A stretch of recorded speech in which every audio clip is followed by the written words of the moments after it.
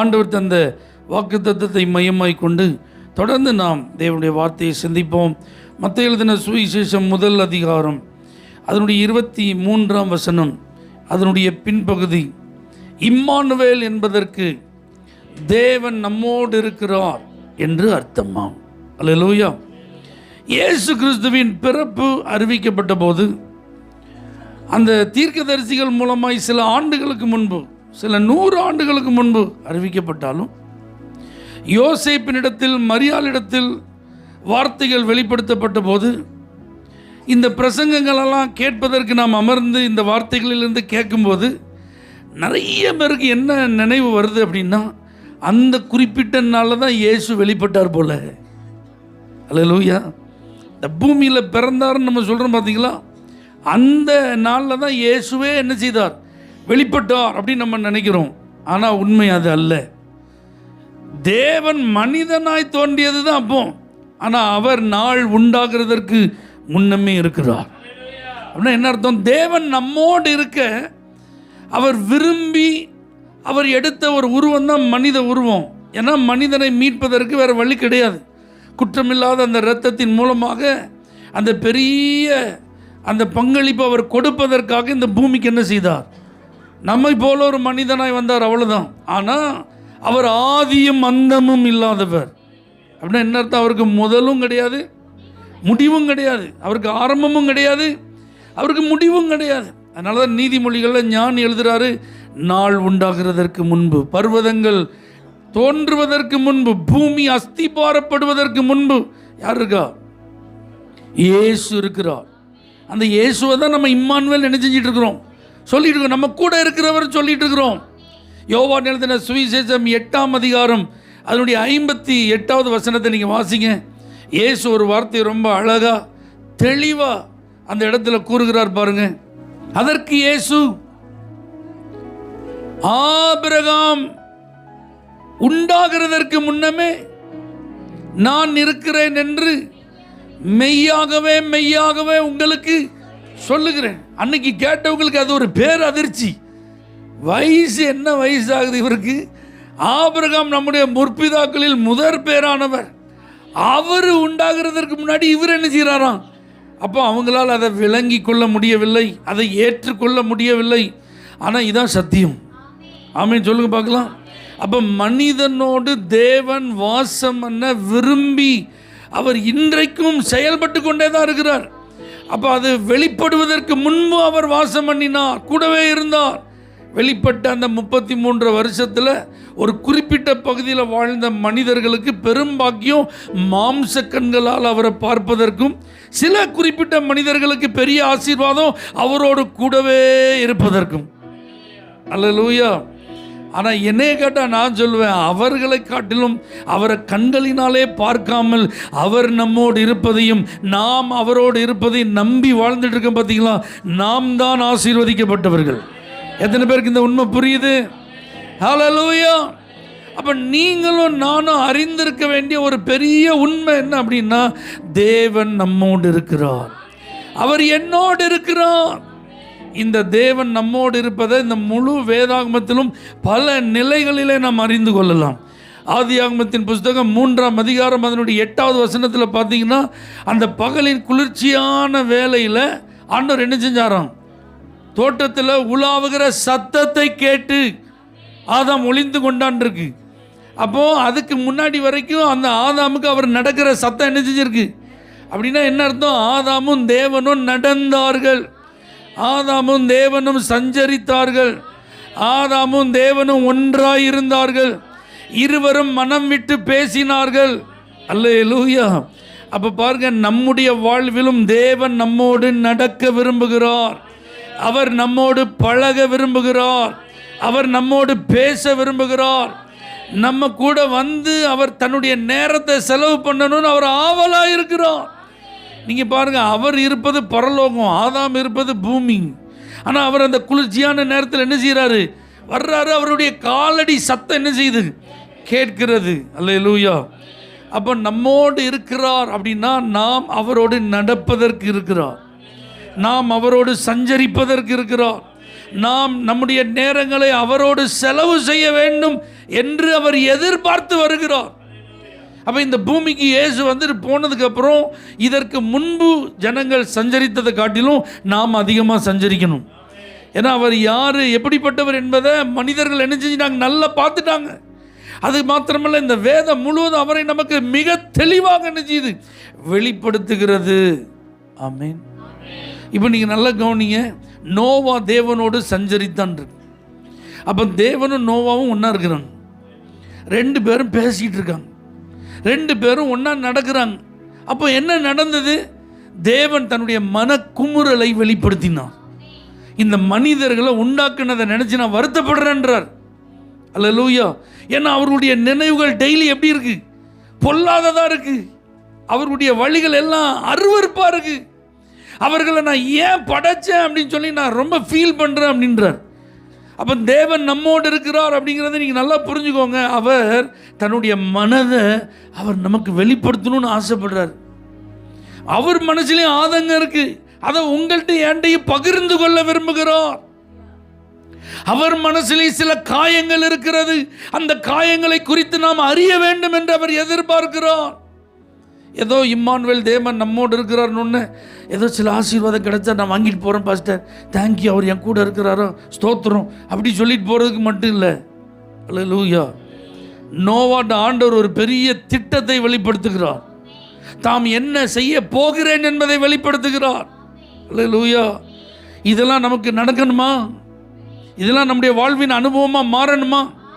தேவன் நம்மை குறித்தும் நம்முடைய உலகத்தை குறித்தும் அவர் என்ன திட்டம் வைத்திருக்கிறார் என்று அறிய விரும்புகிறீங்களா?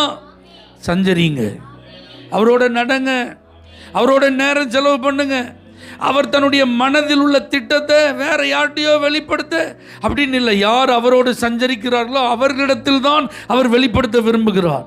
அப்போ இந்த வருஷ கடைசியில் இந்த சபையில் இருக்கிற உங்களோடு என்னோடும் ஆண்டவர் சில திட்டங்களை பகிர வேண்டும். அவர் தன்னுடைய மனதில் உள்ள விருப்பத்தையோ அல்லது வருத்தத்தையோ தெரிவிக்க வேண்டும் என்று விரும்புகிறோம். அல்லேலூயா. அவர் ஏதோ ஒன்றை செய்ய போகிறார். அவர் செய்ய போகிறதை நமக்கு அறிவிக்க விரும்புகிறார். அவருடைய திட்டத்தை நமக்கு தெரியப்படுத்த விரும்புகிறார். தேவ பிள்ளைகளை, ஒவ்வொரு நாள் இதை எதிர்பாருங்க. ஆண்டவர் ஏதோ ஒரு காரியத்தை செய்ய போறார். இன்னைக்கு நான் உங்களுக்கு ப்ராஃபஸியா சொல்றேன், உங்க வீட்டில் ஆண்டவர் ஏதோ ஒன்று செய்ய போறார். உங்க வேலையில் ஆண்டவர் ஏதோ ஒன்று செய்ய போகிறார். உங்க பிசினஸ்ல ஆண்டவர் ஏதோ ஒன்று செய்ய போகிறார். நம்முடைய சர்ச்சில் ஆண்டவர் ஏதோ ஒன்று செய்ய போகிறார். நம்முடைய வாழ்வில் ஆண்டவர் ஏதோ ஒன்றை செய்ய போகிறார். நோவாவா இருந்தால் அது ஆசீர்வாதம், அவரோடு நாம் இருப்போம், அவர் நம்மோடு இருப்பார், அது நமக்கு ஆசீர்வாதம். அல்லது நோவா காலத்தில் வாழ்ந்தவர்களை போல நாம் இருந்தால் அது அழிவு, அது ஆபத்து, அது பெரிய எச்சரிப்பு. அப்ப இந்த இம்மானுவேல் நம்மோடு கூட இருக்கிறார் என்றால் அவர் ஏதோ ஒன்றை செய்ய போகிறார். சீக்கிரத்தில் அது நடக்க போகுதுங்க, வெகு சீக்கிரத்தில் அது சம்பவிக்க போகிறது. நோவா டைமில் அந்த பேழையை கட்டுவதற்கு 120 ஆண்டுகள் ஆகியது. அவன் 120 வருஷம் நீதியை குறித்து என்ன செஞ்சுட்டே இருந்தான், பிரசங்கம் பண்ணிகிட்டே இருந்தான். அல்லேலூயா. அதை மாதிரி 120 வருஷம் ஆகுமா அப்படின்னு நீங்கள் நினைக்கக்கூடாது. 120 நாள் கூட ஆகலாம். அல்லேலூயா. அல்லது 12 நாள் கூட ஆகலாம். ஆமீன் சொல்லுங்க பார்க்கலாம். ஆனால் ஏதோ ஒன்று கர்த்தர் செய்ய போகிறார். உங்களுக்கு ஆசீர்வாதமாய் அது இருக்க வேண்டும் என்று அவர் விரும்புகிறார். அவருடைய மனதில் இருக்கிறத புரிந்து நீங்கள் அதன்படி நடக்க உங்களை எதிர்பார்க்கிறார். பைபிள் சொல்லுது, நோவா தேவன் கட்டளையிட்டபடி எல்லாம் செய்தான். அல்லேலூயா. அவன் அப்படியே செஞ்சான். அப்போ ஆண்டவர் நம்மோடு கூட இருக்கிறார்னா அவர் நம்மள்ட்ட என்ன எதிர்பார்க்கிறார்னா, அவர் என்ன சொல்கிறாரோ அதை அப்படியே செய்யணும்னு அவர் விரும்புகிறார். இந்த இயர் எண்டுக்கு வந்திருக்கிறோம். ஒவ்வொரு சர்வீஸ்லேயும் பிரசங்கம் கேட்டிருக்கோம். அந்த பிரசங்கம்லாம் யார் சொன்னது? பாஸ்டர் ஜெயக்குமார் சொன்னதா? அல்லேலூயா. அதெல்லாம் யார் சொன்னது? கர்த்தர் சொன்னது. எழுதி வச்சிருக்கிறவங்க உங்கள் டைரியெல்லாம் வீட்டில் போய் என்ன செய்யுங்க, திருப்பி பாருங்கள். ஐயோ, எழுதி வைக்கிற பழக்கம் எனக்கு இல்லையே, நான் பாட்டுக்கு நீங்கள் பேசுகிறத ஆன்னு கேட்டுகிட்டே இருப்பேன், ஆமேன்னு சொல்லிட்டு போயிடுவேன்னு பாஸ்டர் அப்படின்னா யூடியூப்பை போய் திருப்பி பாருங்கள். இந்த வருஷம் ஃபுல்லாக நான் கொடுத்த செய்தியை திருப்பி பாருங்கள். அதில் ஆண்டவர் ஏதாவது உங்களுக்கு சொல்லி இன்னும் நீங்கள் அதை நிறைவேற்றாமல் இருக்கிறீர்களா இல்லையான்னு உங்களை தான் நீங்கள் என்ன செய்யணும், கேட்டுக்கிடணும். ஆமீன் சொல்லுங்கள். அப்படி நிறைவேற்றாத காரியம் ஏதாவது இருந்தால் இந்த 10 நாளுக்குள்ள உங்களை ஒப்பு கொடுத்துருங்க. இந்த 10 நாளைக்குள்ள உங்களை அர்ப்பணிச்சிருங்க. ஆமென் சொல்லுங்க பார்க்கலாம். ஏன்னா அவர் உங்கள் கூட இருந்து என்ன செய்ய மாட்டார், எல்லாத்தையும் பொறுத்து கொண்டு என்ன செய்ய மாட்டார், இருக்கவே மாட்டார். ஆமென் சொல்லுங்க. ஏனோக்கு தேவனோடு நடந்தான், சஞ்சரித்தான். 2 பேரும் ஒன்றா இருந்தாங்க. அதனால் என்ன நடந்தது, அவருடைய வருகையை குறித்து அவன் முன்னறிவித்தான்னு புதிய ஏற்பாட்டை நம்ம வாசிக்கிறோம். அப்போ 2 பேரும் எதை பேசியிருக்கிறாங்க, அவருடைய வருகை குறித்த காரியங்களை 2 பேரும் என்ன செஞ்சுருக்காங்க, டிஸ்கஸ் பண்ணியிருக்கிறாங்கங்க. அல்லேலூயா. அப்போ நீங்கள் கர்த்தரோடு நடக்க நடக்க நடக்க என்ன நடக்கும் தெரியுமா, அவருடைய வருகை சம்பந்தப்பட்ட அவேர்னஸ் உங்களுக்கு வந்துடும். அவருடைய 2வது வருகை குறித்த விழிப்புணர்வு உங்களுக்கு வந்துடும். அந்த வருகைக்கு நீங்கள் ஆயத்தப்பட வேண்டும் என்கிற வாஞ்சை உங்களுக்கு வந்துடும். இந்த பைபிள் ஃபுல்லாக பாருங்கள், இவங்கெல்லாம் கர்த்தருடைய வருகைக்கு நாள் ரொம்ப வருஷம் போகும், நூற்றாண்டுகள் போகும், ஆயிரக்கணக்கான ஆண்டுகள் போகும்னு நினச்சிட்டு அவங்க வாழலை. இப்போ வந்துடுவார் அப்படி தான் நினச்சி வாழ்ந்தாங்க. பவுல் அப்போஸ்தலன் தெசலோனிக்கே சபைக்கு எழுதும்போது அவர் எப்படி எழுதுறாரு, அவர் இயேசுநாதர் வரைக்கும் ரொம்ப நாள் ஆகும் அப்படின்னு எழுதுறாரு. அன்றியும் சகோதரரே, நித்திரை அடைந்தவர்களின் நிமித்தம் நீங்கள் நம்பிக்கையற்றவர்களான மற்றவர்களைப் போல துக்கித்து அறிவில்லாதிருக்க எனக்கு மனதில்லை. ஏனெனில் கர்த்தராகி இயேசு மரித்து பின்பு உயிரோடு எழுந்திருந்தார் என்று விசுவாசிக்கிறோமே, அதை போல கிறிஸ்துவுக்குள் மரித்தவர்கள் முதலாவது என்ன செய்வாங்க, எழுந்திருப்பாங்க. எப்போ எழுந்திருப்பாங்க, அந்த தேவ எக்காலம் வானத்தில் அது தொனிக்கும். அப்போ கிறிஸ்துவுக்குள் மரித்தவர்கள் முதலாவது என்ன செய்வாங்க, எழுந்திருப்பார்கள். அதோடு அவர் விடல, அவர் சொல்றார் பின்பு உயிரோடு இருக்கும் நாமும். ஆமென் சொல்லுங்க. இது எழுதுறது யாரு, பவுல். யாருக்கு சொல்றாரு, தெசலோனிக்கே சர்ச்சுக்கு சொல்றாரு. அப்போ அவரையும் அந்த சர்ச்சையும் அட்ரஸ் பண்ணி சொல்றாரு. அவர் உயிரோட நம்மளை எடுத்துக்கொள்ள போறாரு அப்படின்னு அன்னைக்கு வாழ்ந்துட்டு இருக்கும் போதே சொல்றாரு. அப்போ அவங்களுடைய எதிர்பார்ப்பு எப்படி இருந்துச்சு, நம்ம காலம் முடிகிறதுக்குள்ள கர்த்தருடைய வருகை என்ன செய்யலாம், இருக்கலாம். யாருக்கு இப்படி என்ன இருக்கும், யார் தேவனோடு இருக்கிறார்களோ அவங்களுக்கு தான் அப்படி என்ன இருக்கும். அல்லேலூயா. இன்றைக்கி நிறைய பேர் அவங்க அன்னைக்கே கர்த்தர் வருவார்னு சொன்னாங்க, வரல அன்னைக்கு வராதவர் இன்றைக்கே வரப்போகிறாரு, இப்போவா வரப்போகிறாருன்னு விமர்சனமாக இதை பார்த்துட்டு இருக்காங்க. இல்லை, ஒரு தேவ பிள்ளை உண்மையிலேயே நீங்கள் தேவனோடு நெருங்கி உறவாடுவது உங்களுடைய வழக்கமாக இருக்குமானால் ஒவ்வொரு நாளும் நீங்கள் அவருடைய வருகை எதிர்பார்ப்பீர்கள். ஒவ்வொரு கண்விழிப்பும் அவருடைய மடியில் இருக்காதா என்று ஏங்குவீர்கள். அல்லேலூயா. எத்தனை பேருக்கு நான் சொல்கிறது புரியுது?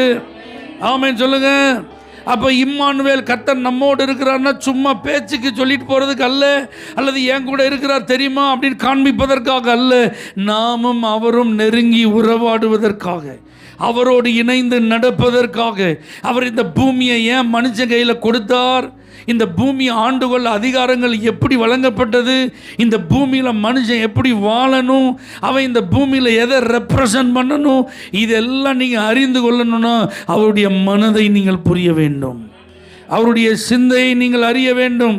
அதுக்கு தான் அவர் தன்னுடைய மனதை இந்த வார்த்தையில் என்ன செஞ்சிட்டாரு, எழுதி கொடுத்து விட்டார்.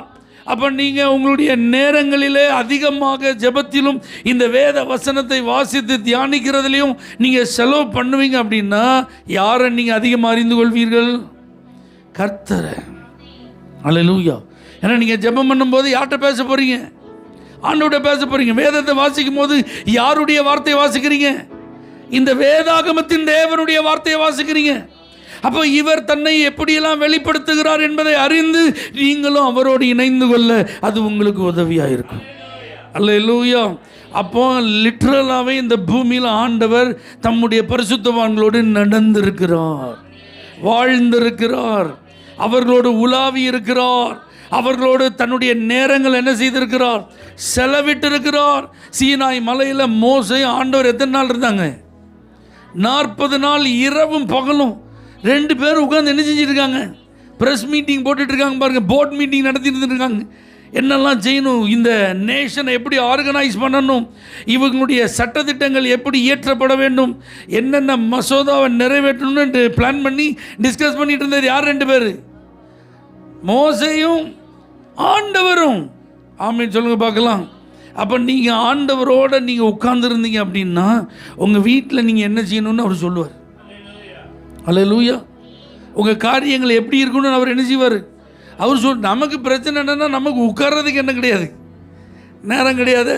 அல்லேலூயா. அவர்கிட்ட உட்காந்து நான் அடிக்கடி யோசிப்பேங்க, 30 லட்சம் பேருக்கு பாஸ்டர் யாரு? மோசே. எத்தனை லட்சம்? 30 லட்சம் பேருக்கு பாஸ்டர் போட்டு போயிட்டாரு பாருங்க அவர் பாட்டுக்கு மேலே. நீ சாப்பிட்டா எனக்கு என்ன, நீ தூங்குனா எனக்கு என்ன, நீ சண்டை போட்டா எனக்கு என்ன, நீ வந்தா எனக்கு என்ன, போனா எனக்கு என்ன. அவர் என்னைய மலை மேலே என்ன செஞ்சிட்டாரு? வர சொல்லிட்டாரு. நான் போகிறேன் பாய், நீங்களாம் நெல்லுங்கன்னு போயிட்டார். திரும்பி எப்போ வருவேன்னு சொல்லிட்டு போனாரா? ஒன்றுமே சொல்லலை, அவர் பாட்டு போயிட்டார். ஏதாவது SMS அனுப்புனாரா? ஏதாவது ஃபோன் பண்ணி? ஒன்றுக்கு முடியாது, அங்கே போயிட்டா அவ்வளோதான். அவர் திரும்பி போன்னு சொன்னால் தான் வரணும். அவ்வளோ பிஸி ஷெட்யூலில் இருக்கிற மிகப்பெரிய பொறுப்பாளனாய் வழி நடத்தப்பட்டு கொண்டிருந்த ஒரு மனுஷன் 40 நாள் ராத்திரி பகலாக உட்காந்துருக்கான்னா, இந்த 10 நாளில் ஒரு 3 நாள் உங்களால் உட்கார முடியுமா? 10 நாளும் 10 பிளான் என்ன செஞ்சுருக்கோம், வச்சுருக்கோம், 10 ப்ரோக்ராம் வச்சுருக்கோம். இதில் 3 நாளா? நான் இன்றைக்கி இயேசுவின் நாமத்தில் சொல்கிறேங்க, இந்த 10 டேஸில் ஒரு 3 days ஒன்லி ஃபார் காட், ஆண்டவருக்கு மட்டும்தான். அந்த இம்மானுவேலரோடு நான் இருப்பதற்கு மட்டும்தான். அவரோடு நான் உட்கார்ந்து நேரம் செலவு பண்ணுறதுக்கு மட்டும். நானும் பேசணும், அவர் பேசி இருக்கிறத உட்காந்து வாசித்து என்ன செய்யணும்? ரசிக்கணும். அல்லேலூயா. எனக்கு நேரம் கிடைக்கும் போதெல்லாம் அதை நான் என்ன செய்வேன்? நான் செய்வேன் அப்படின்னு சொல்லி நீங்கள் யோசிச்சு பாருங்கள். நீங்கள் அதற்கு திட்டம் பண்ணி பாருங்கள், அதை நீங்கள் செயல்படுத்தி பாருங்கள். இந்த தேவன் தன்னுடைய மனதை உங்களுக்கு வெளிப்படுத்துவார். அவருடைய விருப்பத்தை உங்களுக்கு அவர் சொல்லுவார். அவர் என்ன செய்ய போகிறார் என்பதை உங்கள்கிட்ட சொல்லாமல் அவர் என்ன செய்ய மாட்டார்? செய்யவே மாட்டாருங்க. கண்டிப்பாக இதை நீங்கள் செய்ய. ஆமீன் சொல்லுங்க பார்க்கலாம். தானியேல் தீர்க்க தரிசன புஸ்தகம் 3ஆம் அதிகாரம் அதனுடைய 25வது வசனத்தில் நீங்கள் பார்த்தீங்க அப்படின்னா, 3 வாலிபர்கள் எரிகிற அக்கினி சூளைக்குள்ள என்ன செஞ்சிட்டாங்க? தூக்கி போடப்பட்டாங்க. இந்த 3 பேரை தூக்கிட்டு போனவங்க அவங்கள கட்டி தான் தூக்கிட்டு போனாங்க. தூக்கிட்டு போனவங்க அந்த அக்கினியின் உக்கிரத்தில் சுருண்டு விழுந்து கருகி என்ன செஞ்சிட்டாங்க? செத்து போயிட்டாங்க. ஆனால் இப்போ பாருங்க, பைபிள் சொல்லுது, இப்போ ராஜா பார்க்குறான். எப்படி? இங்கே ஏற்கனவே ஒரு பெரிய டயலாக் நடந்திருக்கு. என்ன நடந்திருக்கு? இவர் ஒரு 60 முழம் பொற்சிலையே செஞ்சிட்டார். எல்லாரும் அதை பண்ணிடணுன்ட்டார் மியூசிக்கோட. ஆனால் இந்த 3 பேர் என்ன செய்யலை? பண்ணியலை. இது தகவல் வரும்போது அஃபிஷியலாக உங்களுக்கு ஒன் மோர் சான்ஸ், இன்னொரு வாய்ப்புன்றார். அவங்க சொல்லிட்டாங்க, நோ வே, நாங்கள் இதை என்ன செய்ய மாட்டோம், செய்ய மாட்டோம். அப்போ இந்த ராஜாவுக்கு ரொம்ப கடுப்பாயிட்டு. ஏற்கனவே இந்த கட்டளை பீர்னா அக்கினி சூளையில் போடுவோம் சொன்ன பிறவும் நீ இப்படி பண்ண, அப்போ யார் உன்னைய காப்பாற்றுறான்னு பார்ப்போம். இவங்க சொல்கிறாங்க, ராஜாவே, உங்கள் கைக்காக இருந்தாலும் சரி, எரிகிற அக்கினி சூளையாக இருந்தாலும் சரி, நாங்கள் இடைவிடாமல் ஆராதிக்கிற எங்கள் தேவன் எங்களை தப்பு வைக்க வல்லவராக இருக்கிறார். அதோட வசனம் முடிஞ்சிருந்தா ரொம்ப சந்தோஷமாக இருந்திருக்கும். ஆனால் அடுத்த ஒரு வார்த்தை சொல்கிறாங்க, தப்பு வைக்காமல் போனாலும். அப்படின்னா என்ன அர்த்தம்? அவிசுவாசமா, பயமா? அப்படின்னா என்ன அர்த்தம்? அல்லேலூயா. நல்லா புரிஞ்சுக்கோங்க, எங்கள் ஆண்டவரால் எதுனாலும் செய்ய முடியும். தண்ணி மேலேயும் அவரால் நடக்க முடியும். அல்லேலூயா. தண்ணியை வராதுன்னு அவரால் தடுத்து நிறுத்த முடியும். அக்கினியின் உக்கிரத்தை அவரால் அவிக்க முடியும். சிங்கங்களின் வாயை கட்ட முடியும். ராஜாவே, நீ உட்கார்ந்துருக்க பற்றியா சிங்காசனம், இதையே கவுத்துட்டு உன்னைய மாற்றிட்டு இன்னொரு ஆளே என்ன செய்ய முடியும்? ஏன்னா எங்கள் தேவனால் அது முடியும். அல்லேலூயா. ஆனால் அவருடைய சித்தம் ஒன்று இருக்குது. இப்போ இந்த சூழ்நிலையில் எங்களை காப்பாற்றுறது அவருடைய சித்தம்தான். அவர் நினைச்சாருன்னா அவரால் முடியும். ஆனால் எங்கள் வாழ்க்கை குறித்து அவருக்குன்னு ஒரு சித்தம் இருக்குது. அது காப்பாற்றுவாரா காப்பாற்ற, அது எங்கள் கையில் இல்லை. அது முடிவு யார் முடிவு? அது அவர் முடிவு. அதனால் எங்களை அவர் காப்பாற்றுறாரா காப்பாற்ற மாட்டாரா அது விஷயம் கிடையாது. நாங்கள் அவர் சொன்ன வார்த்தையின்படி தான் நடப்போம். அவர் நியமித்த கட்டளையின்படி தான் நடப்போம். அதனால் இதை நாங்கள் செய்ய மாட்டோம்ட்டோம். அப்போ தான் அவன் கூடுதல் கோவப்பட்டு என்ன செஞ்சிட்டான்? எப்படி என்ன நடக்குதுன்னு பார்ப்போன்னு வேடிக்கை பார்க்குறதுக்கெல்லாம் எல்லாம் சகாக்களோடு உட்காந்து தூக்கி போட்டு ரெடி 1 2 3 ஒன்று மார்ச் பாஸ்டில் 2 3 பேர் 3 குண்டர்கள் என்ன செய்கிறாங்க? தூக்கிட்டு போகிறாங்க. தூக்கி உள்ளே போட்டால் இவங்க கட்டுட்டினவர்களாக தான் உள்ளே போனாங்க. ஆனால் தூக்கி போட்டவங்க இருக்காங்க பார்த்தீங்களா, இவங்க 3 பேர் சுருண்டு விழுந்து செத்துட்டா இவங்க டெட் பாடி தான் வெளியே வருது. ஆனால் உள்ளே போனவனுக்கு கட்டா விழுந்துட்டு இப்போ அவர்கள் கட்டப்படவில்லை. இப்போ அவங்க எப்படி இருக்கிறாங்க? விடுதலையாய் அக்கினியின் நடுவிலே உலாவுகிறதை காண்கிறேன். இம்மானுவேலர் உங்க கூட இருந்தா இந்த உலகம் உங்களை கட்டவே முடியாதுங்க. இந்த உலக அதிகாரம் உங்களை கட்டவே முடியாதுங்க. இந்த மனித குல வர்க்கத்தினுடைய ஆணவம் உங்களை கட்டவே முடியாதுங்க. அவர்களுடைய பெருமை உங்களை பாதிக்க முடியாதுங்க. அவர்களுடைய செய்கைகள் உங்களை டிஸ்டர்ப் பண்ண முடியாது. அல்லேலூயா. அவன் பெரிய அதிகார தோரணையோட பெருமிதத்தோட இப்போ பார், அவன் எரிஞ்சி சுட்டெரிஞ்சி சாம்பலா போறான் அப்படின்னு பார்க்கறதுக்கு வெயிட் பண்ண அவங்க எப்படி இருக்காங்க? விடுதலையோடு உலாவுறாங்க.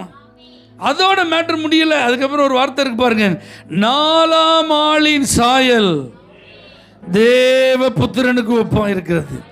அப்ப இயேசு எங்க வந்துட்டாரு? இம்மானுவேல் எங்க வந்துட்டாரு? ஒரு மடங்கு அக்கினி சூளையில் இல்லைங்க, 7 மடங்கு சூடாக்கப்பட்ட அக்கினி சூளையில் இம்மானுவேல். தேவ பிள்ளைகளே, இந்த உலகத்தில் கிறிஸ்துவுக்காக நீங்க வைராக்கியம் காண்பிக்கிறீங்கன்னா அவர் எங்கனாலும் உங்களுக்காக வருவாருங்க. அல்லேலூயா. நீங்க இந்த இயேசு இந்த இம்மானுவேலருக்காக மட்டும் வாழ்வதற்கு நீங்க உங்களை ஒப்பு கொடுத்தோம், அவருடைய வழிகளில் நீங்கள் நடக்க தீர்மானித்தால், அவருடைய வார்த்தைகளை கை கொண்டு நடப்பதற்கு உங்களை முற்றிலும் சமர்ப்பித்தால், உங்க வாழ்வில் வரும் எந்த போராட்டமாக இருந்தாலும் அங்க வந்து உங்களை விடுதலை செய்வார். நீதிமானுக்கு வரும் துன்பங்கள் அநேகமாக இருக்கும், அவைகள் எல்லாவற்றிலும் நின்று அவர்களை அவர் விடுவிப்பார். ராஜா அனுமதி இல்லாமல் யாராவது அங்கே உள்ளே போக முடியுமா? ராஜா பெர்மிஷன் இல்லாமல் யாராவது இதை தடுக்க முடியுமா? கிட்ட போன அந்த 3 பேரை கருகி செத்து போயிட்டாங்கன்னா உள்ளே போனவனை ஏதாவது பண்ண முடியுமா? வாய்ப்பே இல்லை. ஆனால் அவர்களுக்கு வெளியில் வந்த பிறகு டெஸ்ட் பண்ணுறாங்க. அக்கினியின் உக்கிரம் அவர்கள் மேல் ஏதாவது தாக்கத்தை ஏற்படுத்தி இருக்கிறதா? என கட்ட விழுந்திருக்கு, அவங்கள கட்டினதுலாம் விழுந்திருக்கு. ஆனால் உடம்புல ஒரு துளி அக்கினியின் உக்கிரம் செயல்படவில்லை. ட்ரெஸ்ஸில் இல்லை, ஹேரில் இல்லை, அவங்க மேலே அவங்க உள்ள அப்படி ஒரு ஃபயர் ஃபர்னஸ்க்கு உள்ளே போயிட்டு வந்த ஒரு சிம்டம்ஸ் எதுவுமே இல்லைங்க, எதுவுமே இல்லைங்க. ஆண்டவர் உங்கள் கூட இருந்தால், இம்மானுவேலர் உங்கள் கூட இருந்தால், நீங்கள் கடந்து போகிற வேதனை, கடந்து போகிற ஆபத்து, கடந்து போகிற பிரச்சனை, கடந்து போகிற பாதிப்பு எதுவுமே ஒரு அடையாளத்தை உங்கள் மேலே வைக்க முடியாதுங்க.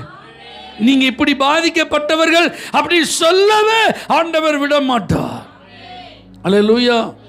தீக்காயம் பட்டவங்களை பார்த்துருக்கீங்களா? அது அடையாளமாகவே மாறிடும். அப்போ அவங்கள பார்த்தோன்னே சொல்லிடலாம், இவங்களுக்கு என்ன பட்டிருக்கு?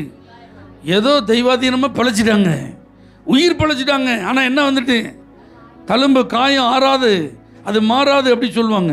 ஆனால் தேவ பிள்ளைகளை, இயேசுவின் நாமத்தில் நான் உங்களுக்கு சொல்கிறேன், எப்பேற்பட்ட பாதிப்புக்கு உள்ளே போயிட்டு வந்தாலும் உங்கள் அடையாளம் மாறாது, உங்கள் அந்தஸ்து மாறாது, உங்கள் ஸ்தானம் மாறாது, உங்கள் இடம் மாறாது. உங்கள் சூழ்நிலையில் உங்களை கர்த்தர் எப்படி வைத்திருக்கிறாரோ அதே அழகோடு தான் நீங்கள் இருப்பீங்க, அதே ஆசீர்வாதத்தோடு தான் நீங்கள் இருப்பீங்க, அதே பதவியோடு தான் நீங்கள் இருப்பீங்க, அதே பொறுப்புகளோடு தான் நீங்கள் இருப்பீங்க. எதுவும் உங்களை டிஸ்டர்ப் பண்ணாது. அல்லேலூயா. ஏன்னா உங்கள் கூட யார் இருக்கா? இப்போ ரொம்ப ஆச்சரியமானது என்ன தெரியுமா? இதெல்லாம் பார்த்தோன்னே ராஜா ரொம்ப பயங்கரமாக சட்டம்லாம் போட்டான். இந்த ஆண்டவருக்கு எதிராக யாரும் என்ன செய்யக்கூடாது, பேசிடக்கூடாது அப்படின்னா அவன் வீடு எருக்கலமாக்கப்பட்டு விட்டான். அப்படின்னா என்ன அர்த்தம்? அவன் வீடெல்லாம் புல்டோசர் வச்சு என்ன செஞ்சிருவோம், இடித்து தரமட்டமாக்கிடுவோன்ட்டான். ஆனால் அவன் ரசிக்கப்பட்டானா? ஏன் அவன் ரசிக்கப்பட்டானா? அவன் ரசிக்கப்பட்டானா? கர்த்தருடைய செய்கையை பார்க்குறான்ல, ஒரு அலையிலேயே சொல்லுங்க, கர்த்தருடைய வல்லமையை பார்க்குறான்ல, கர்த்தருடைய கிரியை கண்கூட பார்க்குறான்ல. இந்த 3 பேர் அதுக்கு உயிருள்ள சாட்சியாக இருக்கிறாங்கல்ல. அதுக்கப்புறம் இவன் யாரா மாறி இருந்திருக்கணும்? ஆனால் மாறல. அல்லேலூயா. மாறல. நீங்கள் யோசிச்சு பாருங்க, இந்த இம்மானுவேல் உங்கள் கூட தங்குறதுக்கு வந்தார் பார்த்தீங்களா? இந்த மாதிரி ஏதாவது சூப்பர் நேச்சுரலாக நடந்துதா? இயற்கைக்கு அப்பாற்பட்ட விதத்தில் ஏதாவது நடந்துதா? ஒன்று அப்படிலாம் நம்ம வாழ்க்கையில் நடக்கவே இல்லை. பார்வோனுக்கு முன்பாக ஆண்டவர் 10 நிலைகளில் தன்னை வெளிப்படுத்துகிறார். எகிப்து அலறுது. இஸ்ரவேலருக்கும் எகிப்தியருக்கும் டோட்டல் டிஃபரன்ஸ் ஆண்டவர் ப்ரூவ் பண்ணி காட்டுறார். எகிப்தியரில் போட்டு வெளுன்னு வெளுகிறார். பார்வோன் மனம் திரும்புறானா? பார்வோன் ரட்சிக்கப்பட்டானா? இந்த மாதிரி செயலெல்லாம் பார்த்ததுக்கப்புறம் என்ன செஞ்சுருக்கணும்?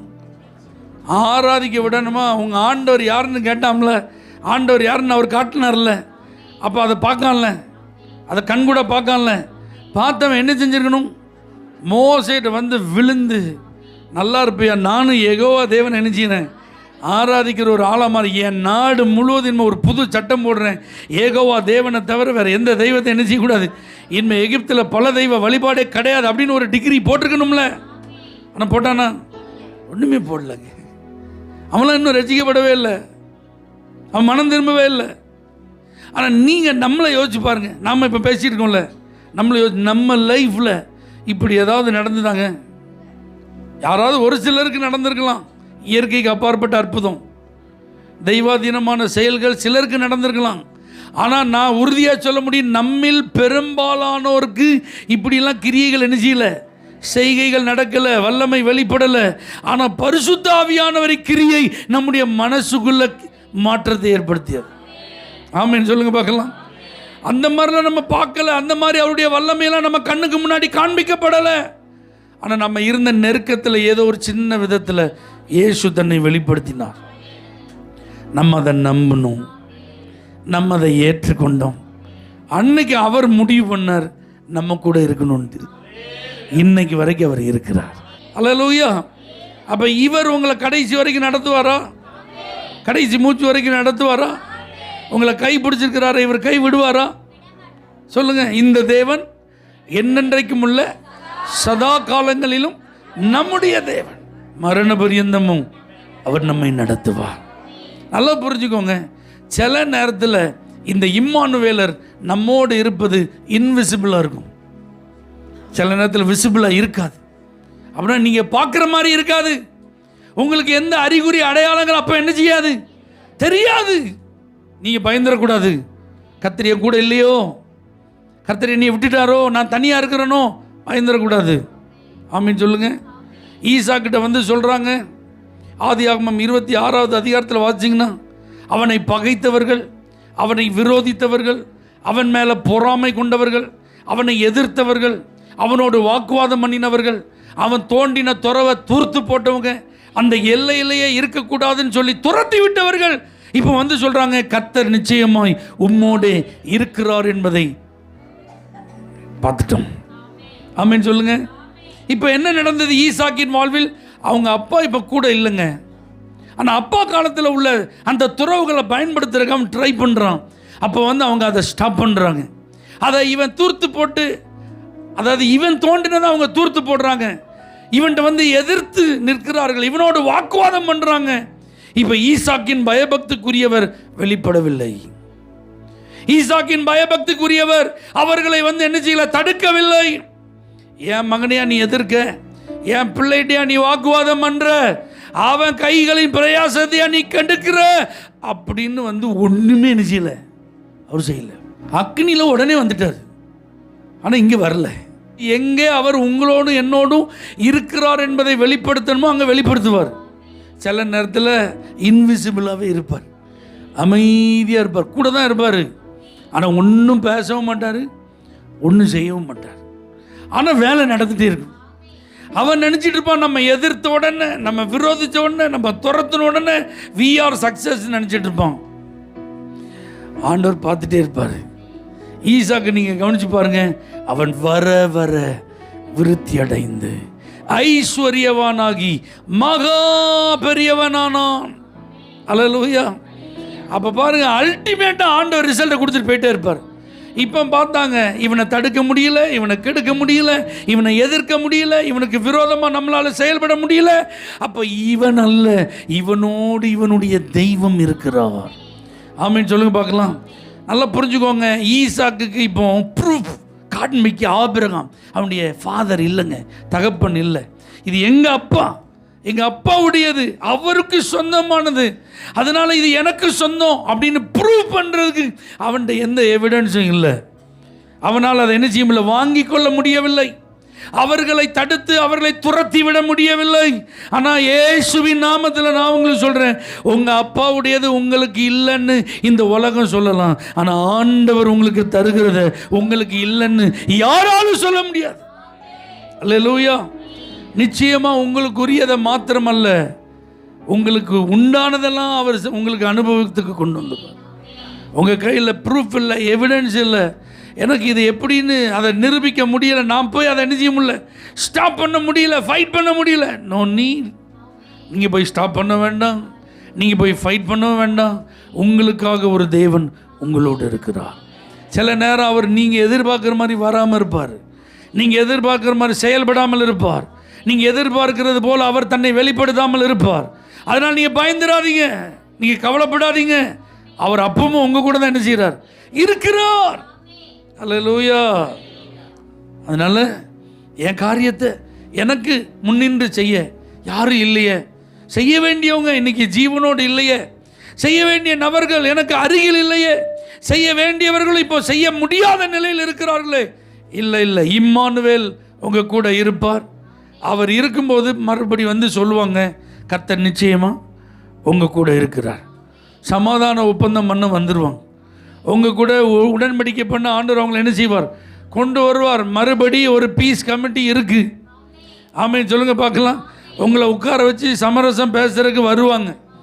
உங்கள் டீல் என்ன நீங்கள் சொல்லுங்கள், உங்களுக்கு நாங்கள் செய்கிறோம், உங்களுக்கு நாங்கள் ஓகே பண்ணுறதுக்கு எல்லா விதத்திலும் சப்போர்ட் பண்ணுறோம் அப்படின்னு உங்களுடைய ஒப்பீனியனை கன்சிடர் பண்ணுறதுக்கு ஒரு வாய்ப்பை கர்த்தர் தருவார். இயேசுவின் நாமத்தில் அதை நான் உங்களுக்கு தீர்க்க தரிசனமாக சொல்கிறேன். அல்லேலூயா. குழியில் தூக்கி போடுறாங்கங்க, யோசேப்பு ஆண்டவர் காப்பாற்றலை. என் பிள்ளை மேலே நான் எவ்வளோ பெரிய திட்டத்தை வச்சுருக்கேன், நீங்கள் அவனை விரோதிக்கீங்களா, அவனை பகைக்கீங்களா? கொஞ்சம் சரி கூட பிறந்தவங்கன்னு பார்த்தா குழியில் தூக்கி போடுற அளவுக்கு உங்கள் தைரியம் வந்துட்டா அப்படின்னு ஆண்டவர் குழிக்கெல்லாம் அணிஞ்சில வரலைங்க. அவனுடைய வஸ்திரம் பலவர்னு அங்கேயே உறிஞ்சிட்டாங்க. அதான் அவன் அடையாளம். அவன் அடையாளத்தை இப்போ என்ன செஞ்சிட்டாங்க, உறிஞ்சிட்டாங்க. என் பிள்ளைய அழகு பார்த்தது இந்த வஸ்திரத்தை வச்சு தான், நீ அதையே கை வச்சிட்டியா? வரல. அல்லேலூயா. 20 வெள்ளிக்காசுக்கு வித்துட்டாங்கங்க. மொத்தத்தில் போச்சு இவன் உரிமை, இவனுடைய ஆசீர்வாதம் எல்லாமே என்ன செஞ்சுட்டு, ஆஸ்தி போச்சு, அந்தஸ்து போச்சு, அடையாளம் போச்சு, அதிகாரம் போச்சு, எல்லாமே போச்சுங்க, எல்லாமே போச்சு. இப்போ இவன் யாரு? அடிமை. ஆண்டவர் வரவே இல்லைங்க. ஆனால் பைபிள் சொல்லுது, ஆதியாகமம் 39:3 நினைக்கிறேன், கர்த்தர் யோசேப்போடு இருந்தார். ஆமென் சொல்லுங்க. இன்னைக்கு நீங்கள் அடையாளம் இல்லாதவர்கள் போல இருக்கலாம், இன்னைக்கு நீங்கள் அந்தஸ்து இல்லாதவர்கள் போல இருக்கலாம், இன்னைக்கு நீங்கள் ஆசீர்வாதம் இல்லாதவர்கள் போல இருக்கலாம். ஆனால் நல்ல ஒரு உண்மையை புரிஞ்சுக்கோங்க, உங்கள் கூட யார் இருக்கா? கர்த்தர் இருக்கிறாருங்க. அல்லேலூயா. அந்த கர்த்தர் நிச்சயமாக உங்களை உயர்த்தும் போது அந்த அடையாளம் தன்னால் உங்களுக்கு வந்துடும், அந்த அதிகாரம் தன்னால் உங்களுக்கு வந்துடும், அந்த அந்தஸ்து தன்னால் உங்களுக்கு வந்துடும், அந்த ஆஸ்தி தன்னால் உங்களுக்கு வந்துடும். அல்லேலூயா. ஐயோ நான் என்ன பாவம் பண்ணேன், என்னை இப்படி பழி வாங்குறாங்களே, என்னை இப்படி தூக்கி எறிகிறாங்களே, என்னை இப்படி துரத்தி விடுறாங்களே, என் மேலே இப்படி வீணான பழியெல்லாம் சுமத்துறாங்களே, என்னை குறித்து இப்படிப்பட்ட காரியங்களெல்லாம் செய்யப்படுகிறதே, நான் ஒரு துரதிர்ஷ்டசாலி அப்படின்னு நீங்கள் யாராவது உங்களை நினச்சிட்டு இருக்கீங்களா? நல்லா புரிஞ்சுக்கோங்க, நீங்கள் யாரும் துரதிர்ஷ்டசாலி கிடையாது, நீங்கள் தான் அதிர்ஷ்டசாலி. ஏன்னா உங்கள் கூட தான் கர்த்தர் இருக்கிறார். எல்லாத்தையும் செஞ்சுட்டு நல்லவங்க மாதிரி இருக்காங்க பார்த்தீங்களா, அவங்க கூட யாரும் இல்லை, கர்த்தர் இல்லை. அல்லேலூயா. எல்லாத்தையும் பேசிட்டு நல்லவங்க மாதிரி இருக்கிறாங்களா, அவங்கள்ட்ட யாரும் இல்லை, கர்த்தர் இல்லை. அல்லேலூயா. உங்களுக்கு எதிராக ஒரு பொய்யான சாட்சியை கொண்டு போய் நிறுத்தினாங்க பார்த்தீங்களா, எல்லாரும் அதை நம்புங்கன்னு சொல்லி உண்மையை சொல்றதுக்கு அவர்களோட கர்த்தர் இல்லை. ஆனால் ஒரு வார்த்தையை பேச முடியாம ஊமையாக்கப்பட்ட நிலையில் இருக்கிற உங்களோடு கர்த்தர் இருக்கிறார். அல்லேலூயா. நிச்சயம் இந்த இம்மானுவேலர் உங்களை உயர்த்துவதற்கு சித்தமாக இருக்கிறார், உங்களை மேன்மைப்படுத்துவதற்கு அவர் ஆயத்தமாக இருக்கிறார். ஆமென் சொல்லுங்க பார்க்கலாம். அல்லேலூயா. அப்போ நான் மறுபடியும் வலியுறுத்த விரும்புகிற ஒரே ஒரு காரியம் என்னன்னா, அவரோடு கூட நாம் என்ன செய்யணும், இருக்கணும். அவ்வளோதான். அப்படின்னா என்ன அர்த்தம்? நம்மையும் தேவனையும் பிரிக்கக்கூடிய ஒரே ஒரு காரியம் பாவம் தாங்க. இந்த பாவம் தான் இம்மானுவேலர் நம்மை விட்டு பிரியறதுக்கு காரணமாக இருக்கும். அப்போ நம்ம ஒரு காலத்தில் பாவியா இருந்தோம், நம்ம பாவத்தெல்லாம் அறிக்கிட்டு மனம் திரும்பி இந்த இயேசுவை ஏற்றுக்கொண்டதுனால இப்போ இம்மானுவேலர் எங்கே வந்துட்டார்? நம்ம கூட வந்துட்டார். இப்போ நம்ம கூட இருக்கிறதுனால இந்த இம்மானுவேலர் என்ன செய்ய போறாருன்னா, இந்த பவர் ஆஃப் சின்னு ஒன்று இருக்கு, பாவத்திற்குன்னு ஒரு வல்லமை இருக்கு. அல்லேலூயா. அந்த வல்லமையிலிருந்து உங்களை காப்பாற்றுவார். எத்தனை பேர் நம்புறீங்க? அதை பாவத்துக்கு என்ன இருக்கு? அதனால தான் சிலரால் சில குறிப்பிட்ட பாவத்தை என்ன செய்ய முடியல, விட முடியலை. திரும்ப திரும்ப திரும்ப திரும்ப, ஒரு முறை அல்ல, 2 முறை அல்ல, பல முறை ஒப்பு கொடுத்த பிறகும் மறுபடி மறுபடி மறுபடி மறுபடி ஒரு ஈர்ப்பு. அப்படின்னா என்ன அர்த்தம்? அவங்களால அந்த வல்லமை என்ன செய்ய முடியல, மேற்கொள்ள முடியலை. ஆனால் நீங்கள் கொஞ்சம் இம்மானுவேலரோடு நேரம் செலவு பண்ணி பழக ஆரம்பிங்க, வேதத்தோடு கொஞ்சம் நேரம் செலவு பண்ணி பழக ஆரம்பிங்க. இவர் உங்கள் கூட இருந்தார்னா இந்த பாவத்தின் வல்லமையிலிருந்து அவர் உங்களை விடுவிப்பார். இந்த பாவம் உங்களை அணுகாதபடி அவர் உங்களை காப்பாற்றுவார். யோசேப்போடு கூட கர்த்தர் இருந்ததுனால தான், இந்த சிந்தை அவனுக்குள்ளே இருந்ததுனால தான் அவனால் பாவத்தை விட்டுட்டு என்ன செய்ய முடிஞ்சது, ஓட முடிஞ்சது.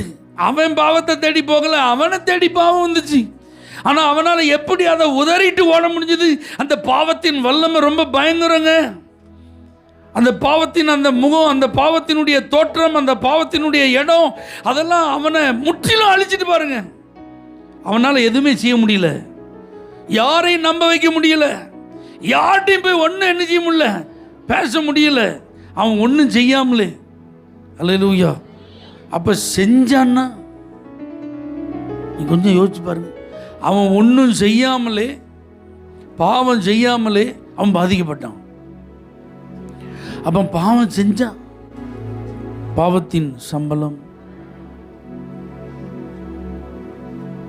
அப்போ ஆண்டவர் இதிலிருந்து உங்களை காப்பாத்துறதுக்கு தான் பேசிக்கொண்டிருக்கிறார். அல்லேலூயா. உங்களை அவர் அதிகமாய் நேசிக்கிறார். உங்க கூடவே அவர் தங்கி இருக்க விரும்புகிறார்.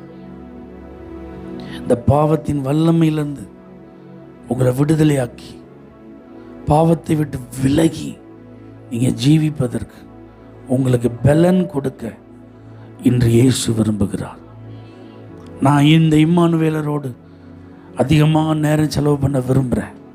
இந்த பாவத்தின் பிரசன்னத்திலிருந்தும், பாவத்தின் வல்லமையிலிருந்தும், பாவத்தினால் உண்டாகும் விளைவுகளிலிருந்தும் அவரால் தான் என்னை காப்பாற்ற முடியும். அதனால் எனக்கு அவருடைய உதவி தேவை. இதை நீங்கள் உணராத பட்சத்தில் இந்த இம்மானுவேலரோடு நீங்கள் இருக்கவே முடியாதுங்க.